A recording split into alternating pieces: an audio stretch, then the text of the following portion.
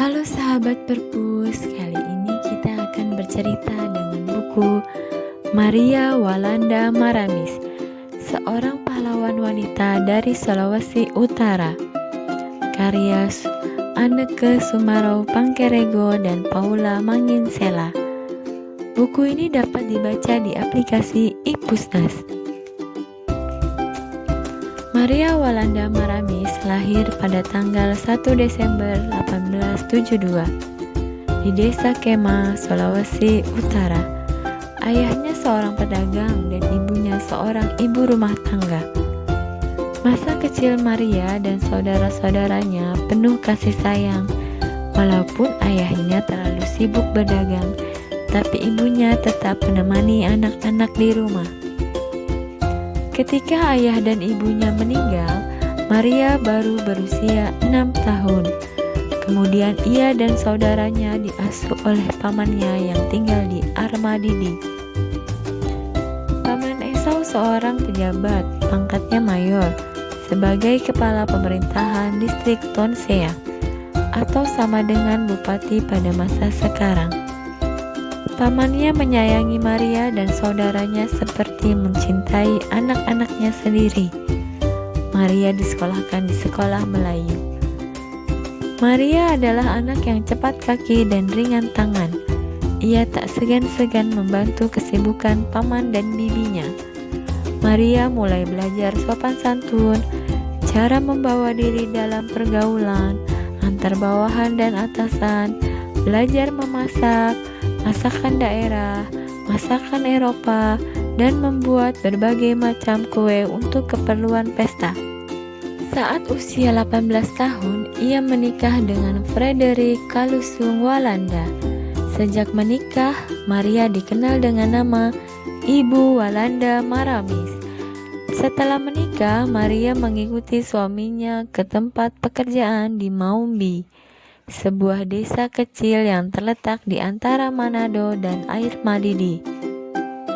Di desa itu, Maria bergaul dengan keluarga Belanda Ten Hoff dan belajar tentang pengetahuan yang berguna bagi kemajuan perempuan. Bukan hanya memasak, tetapi juga menanam berbagai tanaman seperti sayur, bumbu-bumbu, dan kembang. Gagasan demi gagasan mulai bermunculan dalam benak Ibu Maria. Yang diutamakannya adalah tata krama yang baik, budi pekerti yang halus, serta akhlak yang baik. Inilah sifat-sifat yang harus dimiliki setiap perempuan. Semangatnya juga menggebu-gebu di hati untuk memajukan, meningkatkan, dan mempertinggi kedudukan kaum perempuan. Beliau memikirkan nasib gadis-gadis untuk melanjutkan pendidikan setelah tamat sekolah dasar, serta memikirkan penampungan perempuan-perempuan untuk mencegah kemerosotan akhlak, mencegah perkawinan muda, dan menanamkan rasa tanggung jawab dan kepercayaan diri sendiri. Cita-citanya ini terrealisasi ketika suaminya dipindahkan ke Manado. Selain itu juga, Ibu Maria memperjuangkan Vrouwenkiesrecht dan berhasil sehingga kaum perempuan Indonesia sudah terbiasa dengan hak pilih dan dipilih. Pada zaman penjajahan Belanda, di Minahasa pendidikan bagi kaum perempuan tidak semaju dengan kaum pria. Hal ini disebabkan karena pengaruh adat yang mengharapkan bahwa perempuan hanya dapat berkiprah di rumah saja. Jodoh harus ditetapkan oleh orang tua dan adanya diskriminasi penjajah yang melecehkan perempuan.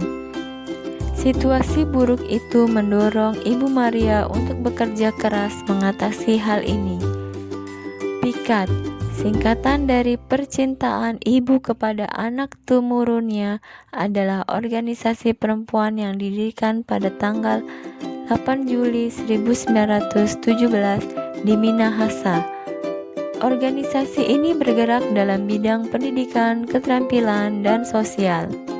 Ibu Maria juga mendirikan cabang-cabang PIKAT di beberapa daerah di Sangita Laut, Balikpapan, Kota Raja, Jakarta, Bogor, Bandung, dan di tempat-tempat lain.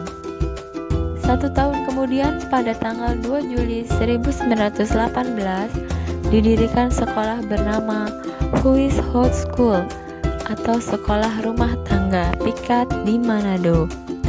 Sekolah ini menampung gadis-gadis yang telah tamat sekolah rendah tanpa memandang golongan atas, menengah, dan rendah. Di sekolah ini gadis-gadis diberi pelajaran dan bimbingan mengenai tata cara mengatur rumah tangga dan keterampilan wanita. Pada akhir Maret 1924, Ibu Maria wafat dengan tenang dan damai. Sebagai tanda penghargaan bagi perjuangan Ibu Maria Walanda, Presiden Republik Indonesia Bapak Soeharto mengakui Ibu Maria Walanda Maramis sebagai pahlawan kemerdekaan nasional. Perjuangan Ibu Maria ini telah terlukis pada relief monumen yang terletak di Maubi. Sejak itu, tanggal 1 Desember ditetapkan menjadi Hari Ibu Walanda Maramis yang dirayakan oleh seluruh perempuan Minahasa dan cabang-cabang pikat di seluruh Indonesia. Mengutip kata-kata Bung Karno, bangsa yang besar adalah bangsa yang tahu menghargai jasa para pahlawannya. Kita menghargai jasa dan pengorbanan para pahlawan itu karena banyak dari antara mereka yang sampai mengorbankan hidupnya. Menghargai jasa pahlawan tidak cukup hanya mengenang dalam hati dan berterima kasih. Menghargai jasa mereka dengan meneladani sikap dan perbuatan mereka yang baik. Belajar dengan rajin untuk mengejar cita-cita. Dengan kepandaian yang dimiliki, kita dapat menggunakannya untuk kemajuan dan kesejahteraan masyarakat Indonesia. Perjuangan dan hasil kerja keras pahlawan harus tetap diteruskan pada masa kini. Masih banyak kisah-kisah pahlawan nasional lainnya yang ada di Ipusnas. Selamat membaca, salam literasi.